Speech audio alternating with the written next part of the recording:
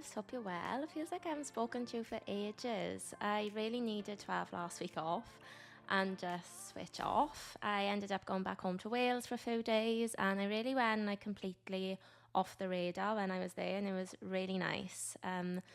So yeah, I missed a week because it's been a time. It's really been a time, and I haven't really stopped through any of it. And obviously I come on and I chat normally, and to be fair, that's been getting me through. But I think I just needed the time to actually stop and like deal with stuff, and yeah, I don't know, give myself some space, I suppose. Because yeah, me and my boyfriend broke up. I know some of you know already, some of you messaged me. And I met some of you out as well when I was back in Wales and stuff. So yeah, I know it's not like a massive surprise to everyone, but it's been going on for like 4 months. We broke up back in December, and it's weird because obviously I do this podcast every week. So every day, pretty much, anything that happens in my life, I picture saying it on the podcast. So I really thought I would be talking about it straight away, but I just couldn't. Like every week would come and I just wasn't ready. I don't really know why, but it does feel weird to come on and chat to you every week about my life and obviously not mention this. So yeah, it's been a time. I literally moved out. I thought that when I did my first episode from this new place, I was like, oh my God, everyone's going to message me and ask me like, are you in a new place? And no one person did. I was like, oh, does anyone even notice? Does anyone care what my background looks like? But yeah, I actually think the added part of moving out has made the whole breakup even harder, I think. Obviously, when you live with someone and you see them every day and spend so much time together, that in itself is a massive adjustment. So yeah, it's been it's been pretty hard, I'm not gonna lie. Everyone keeps telling me like I'm handling it really well, and obviously I am. Like I'm still, functioning and doing everything, and coming on every week and doing the podcast and stuff. But I also find it quite hard to be, I wouldn't say emotional, because by now I'm like one of the most emotional people and I cry at the drop of a hat. But over like my own personal stuff, I find it quite hard to be like, I don't know, vulnerable sounds dramatic, but I suppose that is it. Like I find it quite hard to be upset over my own personal things in front of people, and that goes like for everyone, like friends, boyfriends, like work, anything. I generally try and keep myself really separate and kind of be upset by myself, and I find it quite hard to share things. So like if you told me a few years ago I'd be coming on and putting this out on the internet, like talking about stuff that makes me upset or whatever, I probably would never believe you, but here we are. But what I will say is, this time round, one of the things that's actually got me through is being super open with my friends and family, and if I felt upset or down, or if I just want to rant, or if I feel angry, where I'd usually like try and deal with that myself, I've gone and spoken to people. Like I've been leaving 15-minute long voice notes, like you wouldn't believe it. My poor friend, bless her, she's been like on the other side like the whole time. But I will say, like, if anyone is going through a breakup or just like any hard time, that's definitely been a saviour. And I've kind of realised that you don't always have to be okay, and you can still share things with people, and it's made me realise that it makes me feel better in that moment. So yeah, hopefully I can take that moving forward, like in all parts of my life. But yeah, I think it would be impossible to go through a breakup, no matter what the situation of the breakup, like even if it's a good one or an amicable one, wherever. I think it would be really weird if you weren't upset. So I don't know why I always thought I had to, kind of hide being upset or whatever, because obviously just at the base level of anything, you're getting used to living your life without having that person in it. I really didn't want to get upset on this episode, but you'll have to bear with me. Obviously, like if certain things happen, or you see something that reminds you of that person or someone you just spoke about, then obviously that's really hard. I think just like at the base level of breakups, but I will say I have been really lucky with this one. Like as hard as it's been, I do always think about the stories that you guys have sent me and the way things have happened to you, and I think, oh my God, I'm actually really lucky for the way ours has panned out. Like even on the last week before I moved out, it was actually so nice. Like it sounds weird, but we sat and we watched like 2 TV series together. We ate dinner together. So that's been nice, definitely. For me, I think the hardest thing about breakups or like about this whole thing is being so sure about a person and about your life together, and how you think something's going to turn out, and then obviously it doesn't turn out that way. That for me, I find the hardest thing. I find it quite hard to kind of come to terms with that, I suppose, which is quite weird for me, because I always thought generally I lived my life not really like, I mean, I obviously have a plan, like I know things that I want to do and stuff, but I always thought generally I was somebody that like went along with things and didn't put myself under too much pressure, like as long as I achieved certain things. I don't know, but so I'm kind of surprised how hard I'm finding to come to terms with that. But obviously now I've started therapy again, and she said like it's natural because you're grieving obviously a person, and you are grieving the idea of a life you had, and I suppose that is different to any other aspect in your life. I think with a person, I don't know, I guess there's like a lot more uncertainty when you're then away from them. So yeah, that's like the hardest thing. And like waking up every morning and then thinking, oh, okay, like this is my life now, and it just feels very, very strange. It feels really weird. And some days, don't get me wrong, are fine and they're good and you're all great, and then other days like they're just a little bit rubbish. So yeah, I think it's just navigating your way through it. But every day I'm like, when does it end, please? When does it end? Like, when do you feel normal again? But I don't know if you can put a timeline on it. I suppose it depends on the person, the relationship and stuff. But I do think it's important, like when I'm in a good mood and a good day with it, I can think of all the good things that have come from it, like for both of us, and just for like overall situations. I can be like, yeah, there's lots of good to come from this. Like it's not all bad. So that type of stuff helps me through it for sure. And obviously it sounds so cringe and so cliche, but you do learn so much about yourself when you go through a breakup. Like you learn what you were like in the relationship and what you want to do differently, things you want to change about yourself, things you don't want, things you do want. And then obviously I think you're forced to like reevaluate your whole life. And it sounds dramatic, but that is what I feel happens. You kind of have to look at your life and everything that's happening, because it does kind of feel like you're rebuilding it a little bit. I feel like it sounds so dramatic, but that is what's happening. You're like, okay, well, you've got to fill your time with things, so you're being very cautious, or at least then I'm very cautious of what I'm filling my time with. Like on top of this, I've had a friendship breakup as well, like just bang bang, double barrel, because it did kind of make me realise, okay, what do I want to spend my time doing? Who do I want to spend my time with?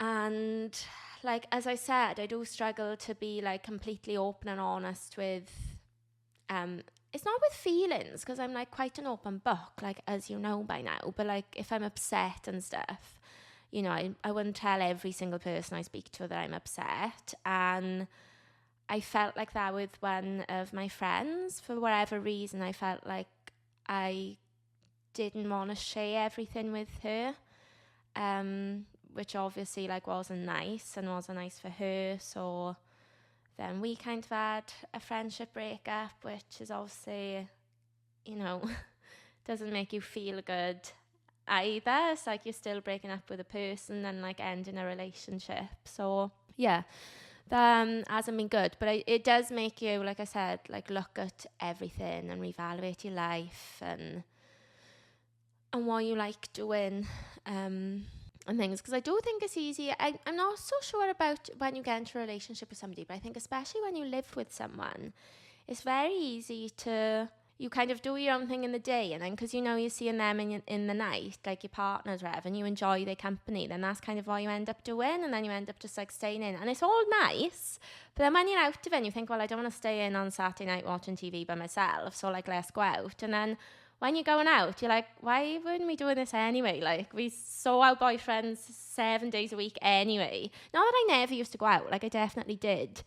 But it's like those types of things. I'm like, why didn't I ever see you, like this particular friend, for lunch? So it's so crazy.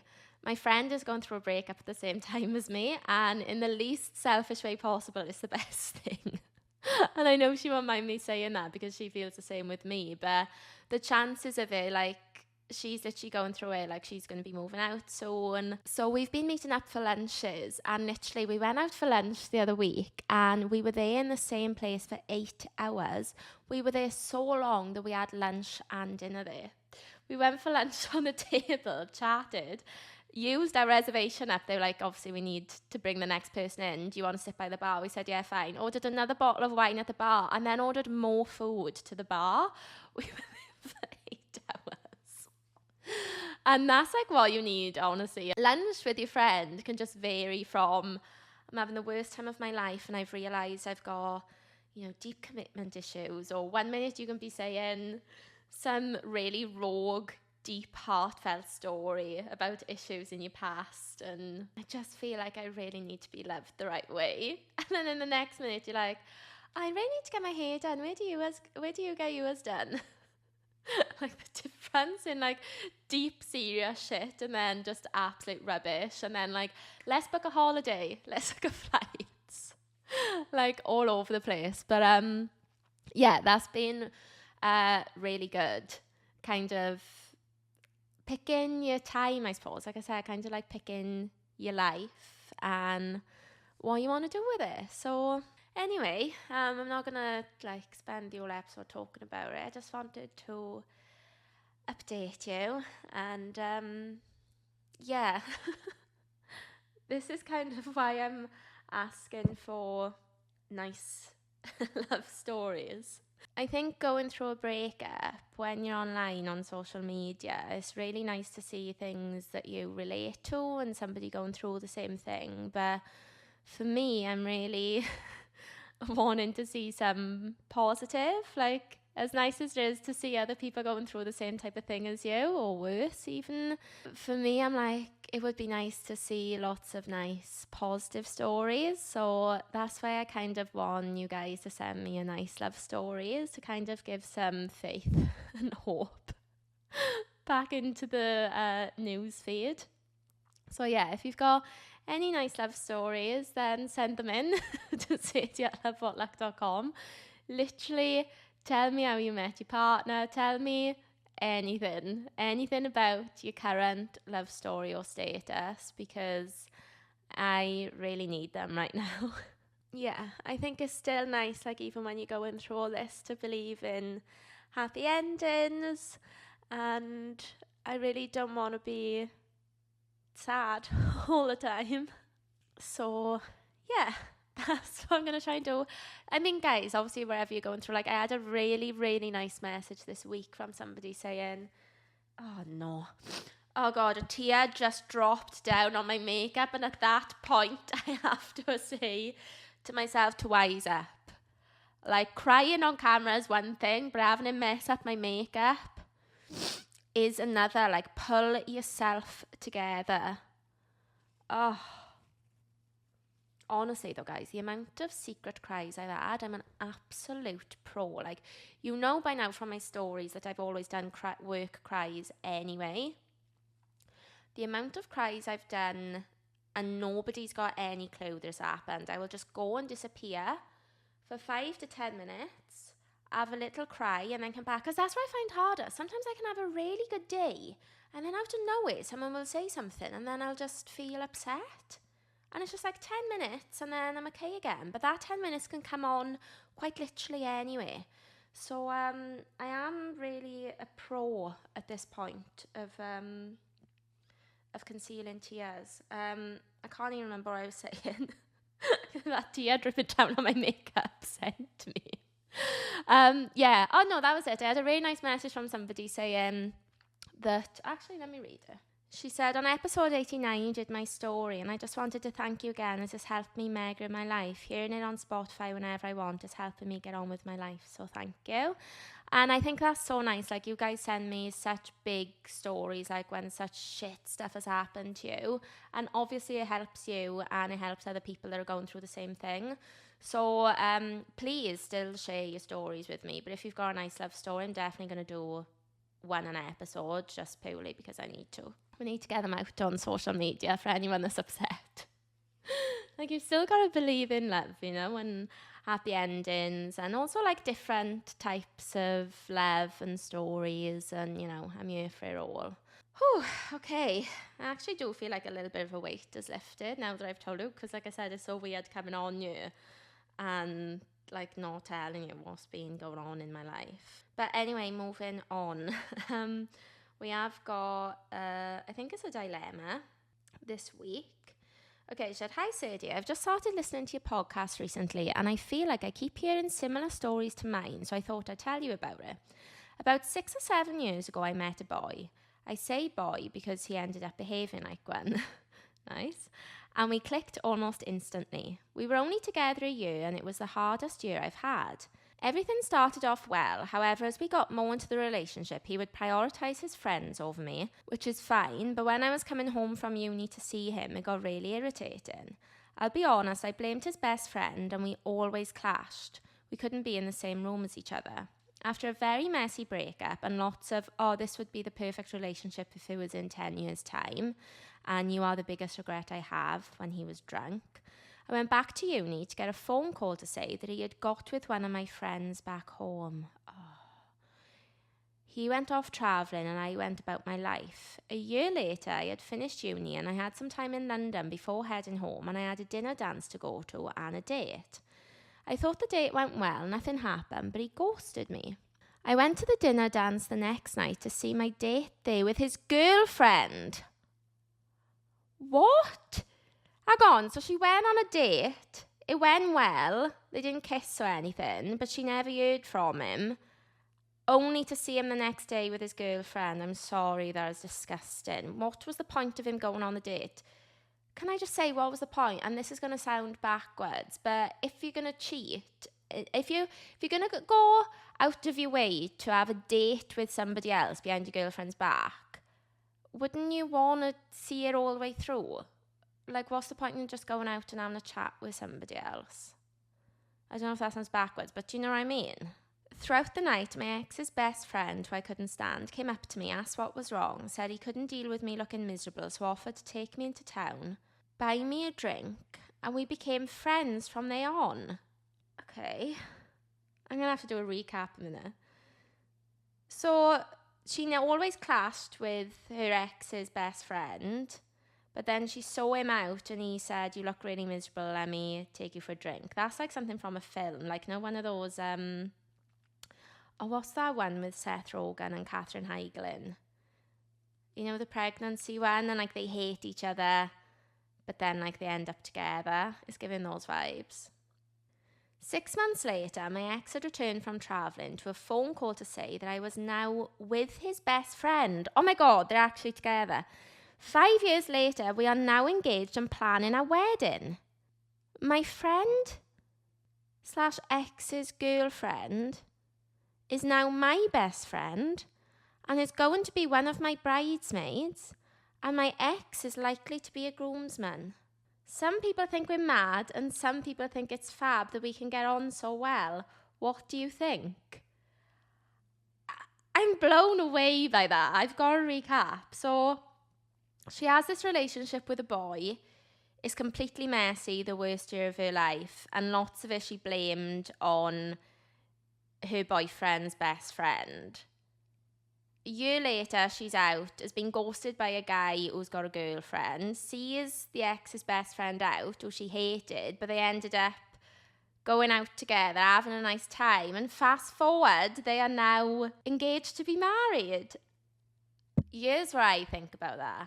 I think that is invisible string theory, and that you are always meant to be with the person, like with your fiance, but you wouldn't have met him and gone through that if you didn't get with your ex. So as like messed up as it sounds to people, really your ex was just a decoy to the love of your life. That's how I'm taking it, especially because you had, like you said, the worst year of your life. So I feel like when you have a relationship like that you know is bad and you know it's not going to work, then like I know it still must be rubbish and hard to break up, but like when it's that bad, surely there's someone in you that's being like, this was just never going to work. Like, we were just never meant to be together. Like, I think that would be a little bit easier to deal with. So, yeah, I guess there's, like, no love lost there. And obviously your ex sounds happy now anyway because he's with somebody. So why would he have an issue? I find it actually most amazing that your ex's girlfriend is now your best friend. I think that's, like, the most unusual thing. Because the boy is, like... I think boys get over things a lot quicker. So, I don't know, your ex was probably...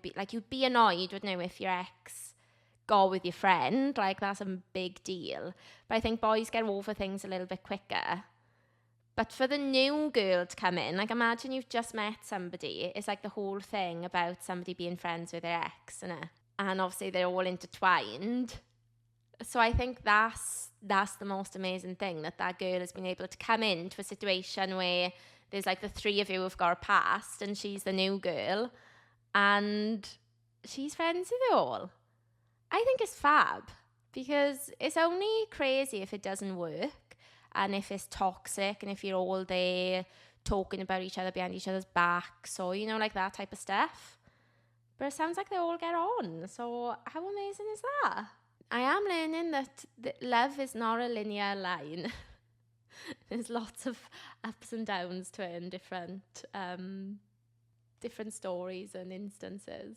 So I've moved out, yeah, and you should know by now that I am a seasoned professional at a flat move. I could probably make it a side hustle, helping people move, find new places and move out quickly. In the space of 12 months, I've lived in 4 different places and I've done 3 moves in the space of a year. Like, it's not normal. And I actually said to my mother the other day, I was like, it can't be good for my nervous system to move around that much. Like, because I said my friend was moving out of her apartment with her boyfriend, she asked if I wanted to move in with her, and I was like, for once in my life, I really just don't think I've got another move in me, and I think it would be good for me to feel a little bit settled somewhere, just for like a little bit of time. I've only been here like 4 months. I think even for me it's too soon. So I actually did the very sensible thing and decided to stay put, because I just think so much has been going on already. I just think another move might tip me over the edge. I don't know. I just haven't got it in me. And also, it's the first time I've lived by myself, and it's quite nice. Like, obviously there's like ups and downs to it, but I do quite enjoy it. Like, I like my own company and my own space and stuff. So yeah, it works out quite well. But when I first was looking for places, I didn't know if I could afford to live by myself. But intro me style, right? Broke up on the, say, Friday morning. By the time the Sunday came, I had booked a week of viewings, and then by the following week I'd found somewhere. Like, I'm so on it. Everyone's like, are you sure you need to be doing this? Like, are you sure you don't need to be doing this so quick? And I was like, I've just got to. I've just like, this is my plan. This is what I'm doing. Anyway, like I said, I didn't know if I could afford to live somewhere by myself. So I viewed a couple of places on Spare Room, like with other people there. well, I say other people, there was like one with one girl and then one with like 3 of us. I was like, I'll see what that's like. So this was my first viewing, and what I will say in hindsight, it probably was too soon to be going to a flat viewing 2 days after a breakup. I was not okay, and I went anyway, feeling quite unhinged. Anyway, as soon as I went in, so this was to go and view a flat to live with another girl, nice enough girl, whatever. As soon as I went into the flat, I knew instantly. Not like when you walk in, I was like, this is not for me. I could just tell, which is already puts a bit of a downer, I think. When you go and see a flat and it's not nice, it's just a waste of time. And then at that point, you're just being polite, walking around. I was thinking, there's absolutely no way I can live here anyway. So I kept it short, whatever. I went back into the kitchen and she said, oh, so do you live close now? And I said, yeah, I live with my boyfriend. I burst into tears.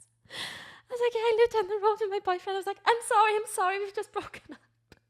I trauma dumped on this complete stranger so much that she had to hold me in the living room. I had just met her 5 minutes prior. I hadn't even been messaging her because I was messaging the landlord. She had to hold me. I was like, this is so mortifying, but I do actually need to be held right now. So I allowed her to hug me.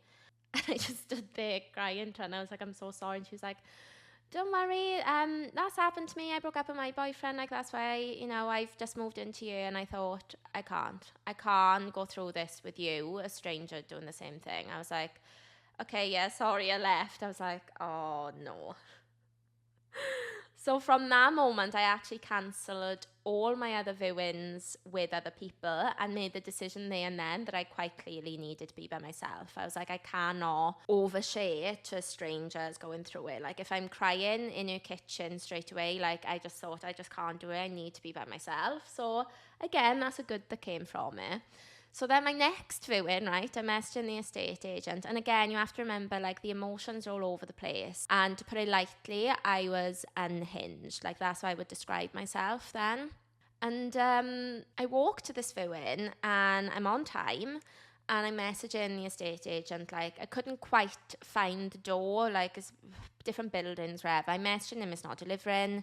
10 minutes passed, right? It was December time. It was absolutely freezing, dark. And I was just getting more and more and more annoyed. Like with every second that was passing that this estate agent wasn't answering, I was just getting riled up. And like, I'm going through shit. And I just knew that everything I was feeling was going to come out of this estate agent when I saw him, and there was no control in it.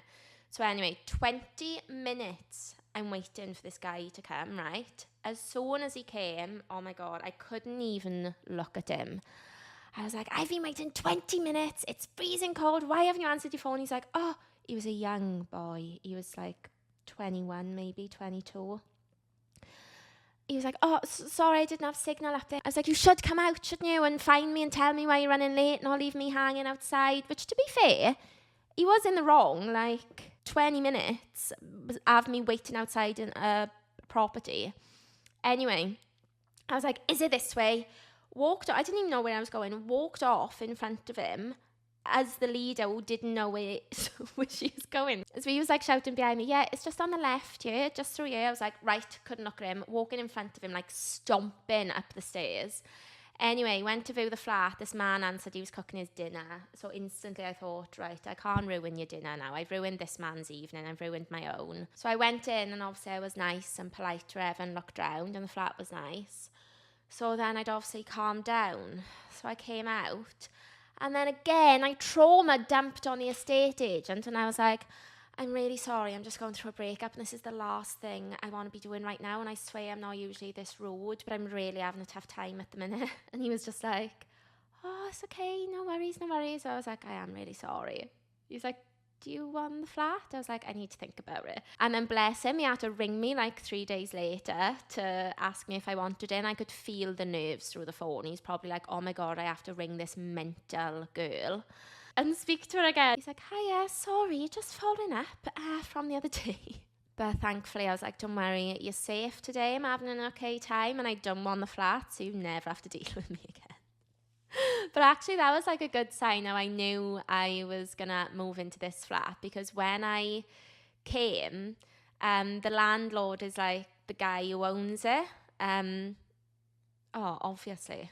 But what I mean is I didn't do it through an estate agent. Giving him like common sense. I didn't do it through an estate agent. So when I met him, instantly, before I'd even seen the flat, he was waiting outside. He was so lovely, and I just felt so like safe in his presence. And I was like, oh, I already knew that unless there was like big issues with the flat, I wouldn't take it.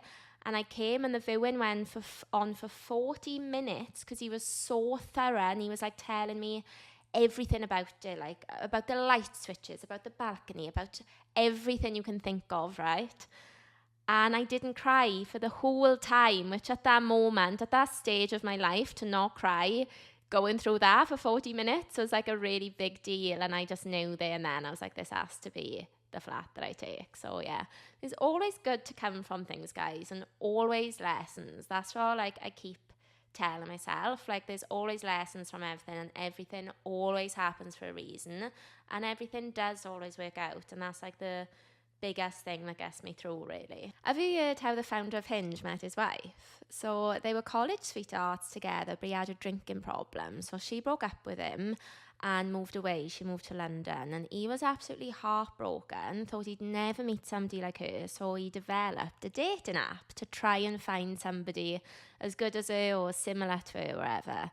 Anyway, years go by and he just cannot forget this girl. He's like, she's the one that got away. He goes into rehab, sobers up, and he's like, I just want her back. So he reaches out and she's like, I'm engaged. I'm completely fine. Like, it's done.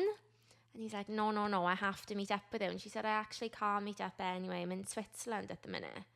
So the man flies out to Switzerland to see her. They meet up for coffee or whatever, and they end up sitting and talking all day.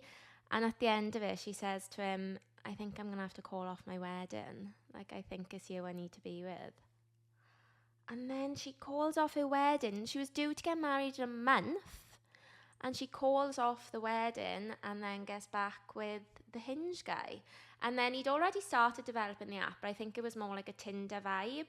So then when he got back with her, he like rebooted the app basically to make it a little bit more romantic and have more details on it. So then he redesigned Hinge, and then obviously it took off, and now it's a massive success.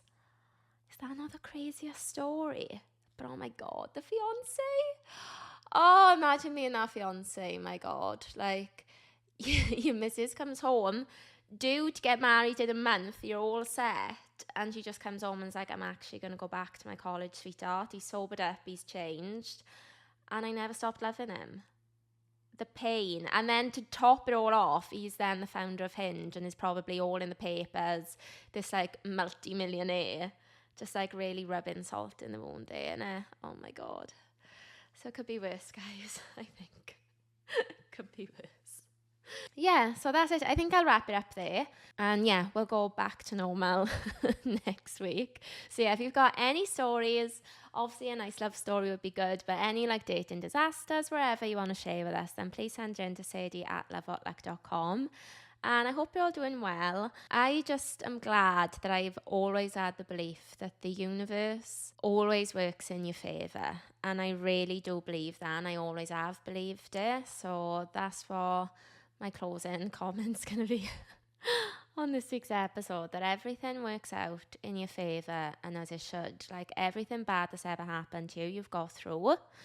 And I think lots of stuff happens, and then you can, at the end of it, you can figure out why it happened. Like I saw this really amazing quote. It's actually from Steve Jobs, and he said, you can't join the dots looking forward, meaning that like when you take each step and you're looking forward, you can't see what direction you go in, but if you look above, then you can see that you're joining dots, and eventually everything makes sense and comes together. And I think it's like when you go for a job, or when you're house hunting or flat hunting, wherever, and you really, really, like, especially with jobs for me, I interviewed for so long, and every one that I wanted and I didn't get, I'd be crying like, oh my God, this was the one, this was the one. And then eventually the job you get is always the best one. And then you're always like, oh, thank God I didn't get the others because now I've got this one. Same with flats. Like there's been so many times I'm like, oh my God, I really want that flat, and you lose it and you're devastated. And then another flat comes up that works out. So yeah, that's where I'm gonna force myself to think any time that I get upset with my current situation. But yeah, I hope you've all had a good week, and I'll speak to you next Tuesday.